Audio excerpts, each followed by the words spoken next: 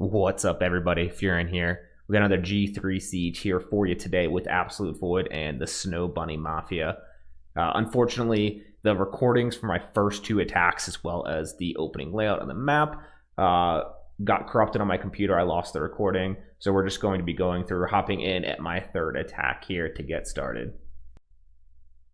All right, we're going to go into this MST on the SnowbunnyMafia side. We're going to take our Mirane Lucian comp. Typically, we should be able to one-shot both the Martina and the Triana and then have a 3v1 versus the Shina. But every once in a while, you get the crits on the Shina, and dang, it feels good just to Lucian it all like that. Next, we're going to hit a Molong Wusa Savannah. Both teams were running quite a few of these. I had actually already hit one of these in one of the videos that got lost. The first team that I used was a double ignore damage comp with Covenant, Odin, and Bastet. Second, I'm going to take in a Wind Cleave here. I used this in my last siege, but I've retuned it now that I'm no longer running a Chung Pung on a test defense. So we have the correct order here of Tiana, and then we have the Savannah for pushback. We actually miss two of the defense breaks here, hitting into the Molong since we landed the defense break there, but then we can follow up with the pushback on the Chung Pung. Get a proc, get some defense breaks and glancing ups on the rest of the team. And, you know, another one, why not? And then we get the big Tiana damage to start cleaning this up. So again, the fact that we have just the double pushback and the 100% strip from the Tiana makes this extremely safe into this comp, even if you end up missing one or two of the pushbacks from the Savannah, you get it then from the Chung Pung to follow up. And there we go.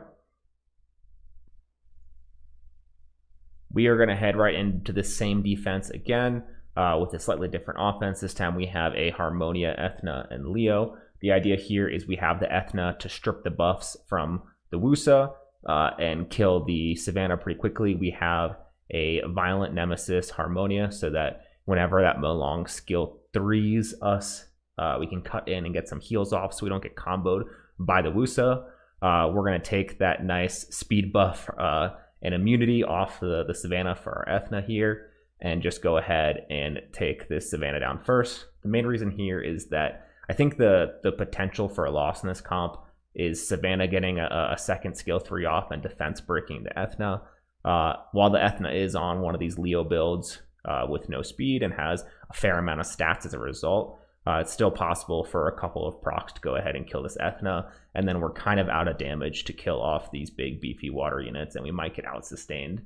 But so we got our defense breaks up here. We're going to have our skill 3 on Ethna coming back up. Harmonia, just skill 1 here for a little bit of damage since we don't need the healing. And of course, when we've already won the fight, we're getting all the violent procs in the world. We still see a skill 3 from the Wusa, but we're just going to take all those buffs right back off and finish off this Molong. And then 3v1, we have not a chance at losing this at this point. So just another round of skills, and we'll be taking down this Wusa and taking our third win versus this team.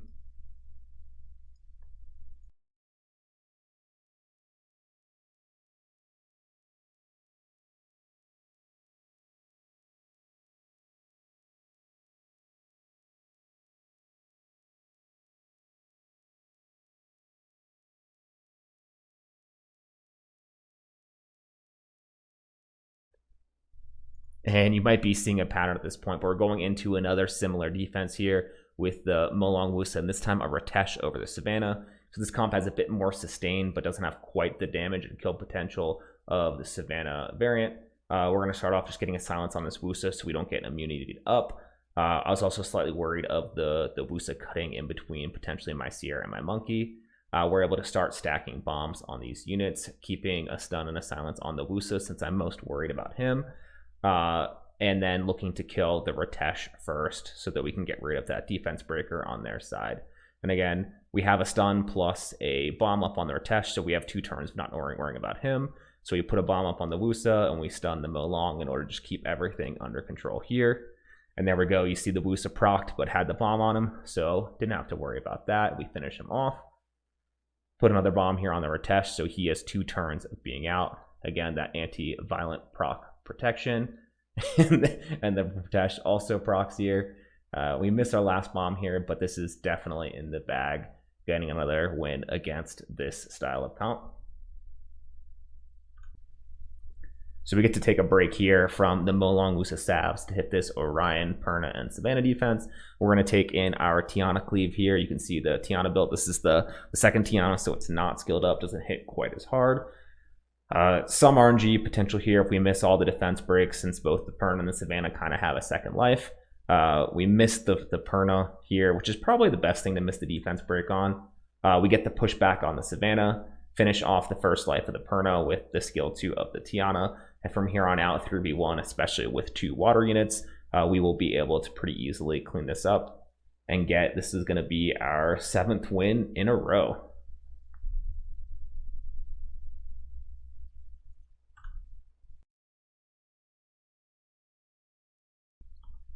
Get into this next attack here against our favorite of the day, Molong Wusa Sav, and this time we were taking a Riley, Diana, and Rena comp.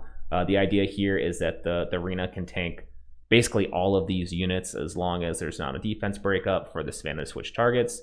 And then we're just going to work on this Molong first, since he did the Reckless Assault first turn and is pretty low HP here. You notice one mistake that I have that I'll fix for the next time I use this comp is the Diana was off will. I actually have this Diana on Revenge. And so if the Savannah had procced the first turn, there's actually a pretty decent chance that he would have hit the Diana, and if the Diana goes down, this comp is going to fail. But again, all 3 units are going to attack the Rena, which should be able to tank everything. This is going to feed a ton of attack bar to the Diana. Diana is going to be able to strip and do damage, especially with the attack buff from the Riley, and then Riley is going to be able to sustain us paired with Rena through all these attacks. So again, this feels pretty safe. One change that I made from typical builds that you might see is I did move the Rena onto Will for this comp. Even though she is 100 resist, typically you'll just see 100 resist with a really tanky build on her. But again, I think the lose case for this team is Savannah, Wusa, and Molong all kind of going crazy in that first turn before you can get that immunity up with the Riley.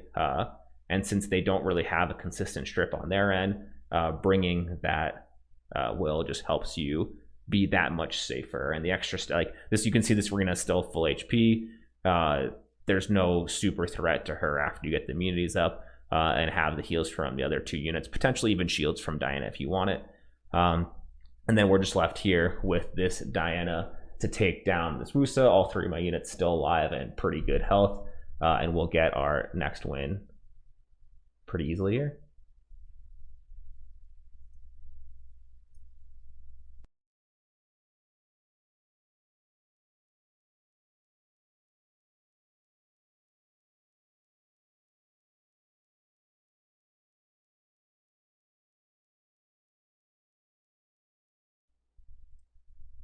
We're going to hit this MST tower again on the yellow side, taking in our Water Twins plus Molly. Since the last time that I ran this comp, we did put both of our twins onto Will for extra protection, so we don't get slept by the Triana or stunned in the first turn by the Shina. We're going to kill this Shina first just because it's the main kind of risk to this comp, the main damage dealer out of the twins. And then we'll go ahead and finish off this Martina, getting plenty of procs versus this comp. Then 3v1, we're pretty confident that we're not going to die to this Triana, even if it's a crit damage Triana. The Molly really helps in the safety with the glancing chance, the consistent healing, and being able to cleanse a heal or potentially a defense break if it came from the Shanna. And one more round of attacks. Here we go. And there goes the Triana, and that is our 9th win. And we're going to finish out our last attack here with nothing else than this Molong Wusa Savannah comp once again. So we're going to take in a Jameyer, Immensity, and Copper. The idea here is that with the defense buff from the Immensity, we shouldn't get defense broken from the Savannah. We kill the Molong first since he has the most threat to this comp. We'll hit a reset, boost the Copper one more time here after our proc and damage from the Jameyer. And then hopefully we kill this Wusa through the shield. I think we should. Yeah, and we get that, and now it's just a 3v1 versus Savannah. It's a little scary since she still has that shield and immunity, and the Jemire here does not have the particularly tankiest set of runes here. Actually, it ends up getting defense broken and killed here. And what looks like a pretty easy 3v1 is pretty quickly turning into a little bit of a clencher here of a last sword. But we do get that slow debuff up from the immensity, which stops some of the Savannah damage. We get a stun from the copper. We're going to buff here, and even though we have skill 3, we're just going to skill 2 here. Get a little bit of a defense break. Maybe not. Maybe just get the attack, push back the attack bar with immensity, and then get our third skill 3 here in order to finish this off and get our 10th win in a row. And the siege battle is now over. We ended up taking first place with AV taking second and SnowbunnyMafia taking third. Thanks again, everyone, for watching, and I'll see you in the next one.